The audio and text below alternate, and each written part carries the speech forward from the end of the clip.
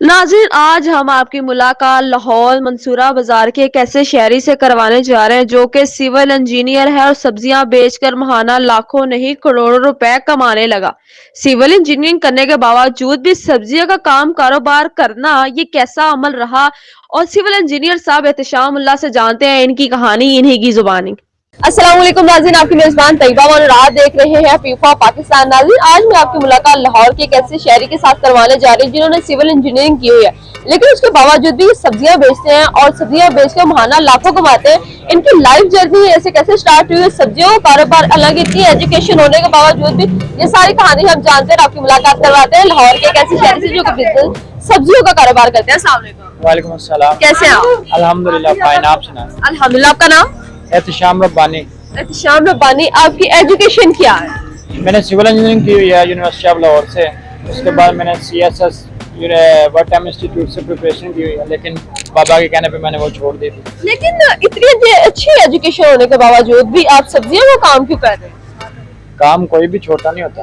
काम तो कोई छोटा नहीं होता, लेकिन जिन्होंने सिविल इंजीनियरिंग की होती है वो कहते हैं कि सिविल इंजीनियरिंग के जिन्होंने FA किया होता है वो कहते हैं कि मेरी इतनी अच्छी एजुकेशन है, मैं अच्छी जॉब करूँ, AC में बैठूं, चेयर पे बैठूं, अच्छी जॉब हो, हर चीज हो, लेकिन ये कारोबार जरा समझ में नहीं आ रहा। मैं समझता हूँ कि जॉब नहीं होनी चाहिए, बिजनेस होना चाहिए। बिजनेस होना चाहिए। ये बिजनेस आपको कितना मुनाफा दे रहा है? अल्हम्दुलिल्लाह, जितना चीफ इंजीनियर पे लेता है उतनी मैं अल्लाह के राह पे देता हूँ। 10% मेरा जितना भी मैं अर्न करता हूँ उसका 10%।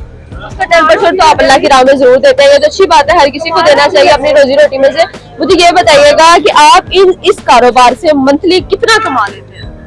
मेरी डेली की 10 से 12 लाख रुपया अर्निंग है अल्हम्दुलिल्लाह। मतलब सेल है। डेली की सेल आपकी जो है वो 10 से 12 लाख रुपए है। क्या ये आप सच कह रहे हैं? हाँ अल्हम्दुलिल्लाह। अच्छा, अक्सर ऐसा होता है कि जो ज्यादा पढ़े लिखे होते हैं ना बाद में अपने काम कारोबार में आगे इस तरह की अच्छी अर्निंग करते हैं। आपने ऑनलाइन प्लेटफॉर्म्स भी जो है ना वो भी बनाए हुए हैं, ऑनलाइन वेबसाइट्स भी हैं आपकी, ऑनलाइन इंजीनियर सब्जी वाले के नाम से, उनका क्या प्रोसेस है? सन 2012 में हमने ये शॉप बनाई थी और सन 2018 में हमें कस्टमर टच करने लगे थे। कस्टमर कहते थे हमें मतलब फैसिलिटेट करें, इधर रश बहुत होता है और टाइम बहुत लगता है, अब हमें होम डिलीवरी दिया करें। छोटा भाई मेरा जो कि सॉफ्टवेयर इंजीनियर है, तो मैंने उसे टारगेट दिया। मैंने कहा एक प्रोजेक्ट है छोटा सा, तूने वेबसाइट बनानी है अपनी वेजिटेबल। उसने प्रोजेक्ट बना दिया, कहता भाई मैंने ये बना दिया। हमने क्या क्यों ना इसे अब एक्सपेंड किया जाए।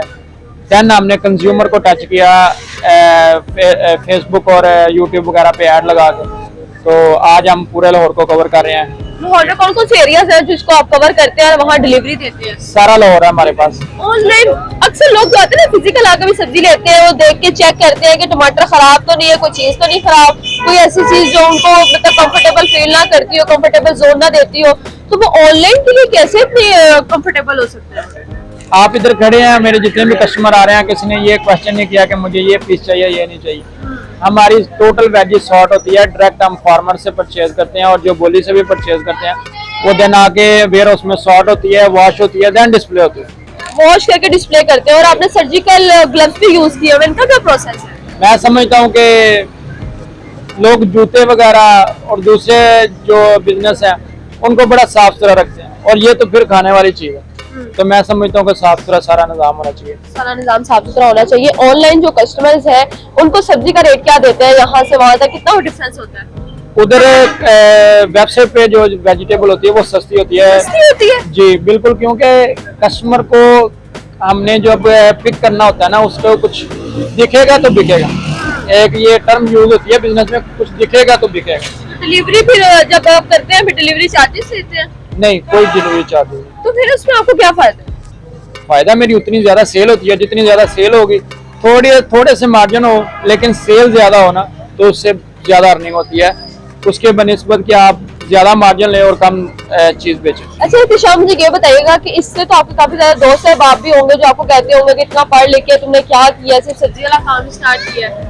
जब मैंने ये मतलब इंजीनियरिंग की ना, मुझे तकरीबन हो गए हैं 5 साल हो गए मेरे इंजीनियरिंग, तो मैं इसलिए अपने पेजेस के नेम नहीं था रखता कि मुझे ना बड़ी शेरनस आती थी कि मतलब बंदा क्या सोचेगा कि इंजीनियर सब्जी वाला इंजीनियरिंग करके लगे हुए हैं। ये रिसेंटली मुझे तकरीबन एक महीना हुआ है तकरीबन मैंने ये नेम चेंज किए थे, तो लोगों ने बड़ा अप्रिशिएट किया। मेरे कस्टमर ने, मेरे मतलब जो टीचर्स हैं, जो मेरे यूनिवर्सिटी फेलो थे, तो मेरी फॉलोइंग भी बढ़ी उससे, तो मैं समझता हूँ कि नहीं बहुत अच्छा है, बहुत अच्छा आपकी response नजर में जॉब अच्छी है या बिजनेस अच्छा है? है। अगर जॉब होती तो इस टाइम मैं जॉब कर रहा हूँ। और जॉब होती है तो आपकी नजर में क्या चीज अच्छा है, इंसान को क्या करना चाहिए?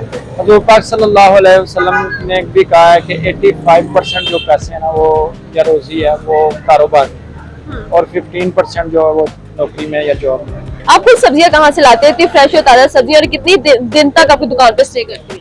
मैं अब सुबह 6 बजे हमारी शॉप ओपन होती है ये वाली, और वेयर हाउस भी सुबह 6 बजे ओपन होता है, और 10 बजे तक हम ये कंटिन्यू रखते हैं।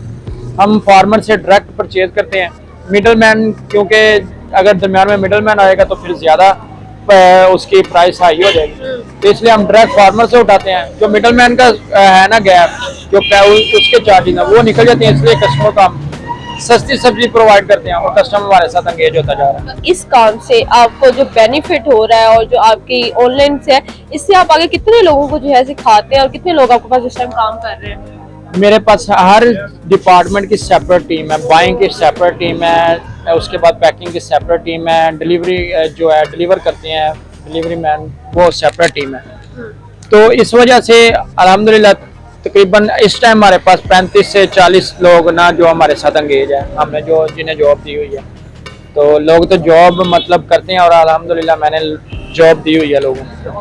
आगे फ्यूचर प्लान्स क्या है आप? मैं सोचता हूँ कि इंडिया ने ना दुबई में और ओवरऑल दुनिया में ना कनाडा तक उसने रसाई बना लिया वेजिटेबल्स में, और क्योंकि उनकी गवर्नमेंट फैसिलिटेट करती है फार्मर्स को और इम्पोर्टर एक्सपोर्टर को, तो इस वजह से वो बहुत आगे चले गए। मैं चाहता हूँ कि उनकी जगह हम लें, पाकिस्तान का एक नाम हो वेजिटेबल, और अच्छी और हाइजेनिक जो वेजी है ना वो प्रोवाइड की जाए। मैं खुद काश्त कराऊँ, मैं एंगेज कर रहा हूँ फार्मर्स को कि वो मेरे साथ एंगेज हो, काश्त करें, और देन हम उन्हें एक्सपोर्ट किया जाए। जो व्यूअर्स आपको देख रहे हैं उनके लिए क्या मैसेज देना चाहते हैं, जो जिनके पास एजुकेशन भी है और हुनर भी रखते हैं कोई, और वो फिर भी घर में बैठे हैं और रोजी से बिल्कुल महरूम हैं? जब बच्चा इंजीनियरिंग कर रहा होता है ना, या कोई डॉक्टर बनना होता है, या कोई भी डिग्री ले रहा, तो उसका सब बहुत हाई होता है। वो समझता कि मैंने जाते ही बड़े लाखों रुपया कमा रहे हैं, लेकिन जब बंदा प्रैक्टिकल लाइफ में आता है, फील्ड में आता है ना, तो देन उसे 20,000 जब ऑफर होती है ना, तो वो कहता है ये क्या, मैं लाखों लगा के आया हूँ, डिग्री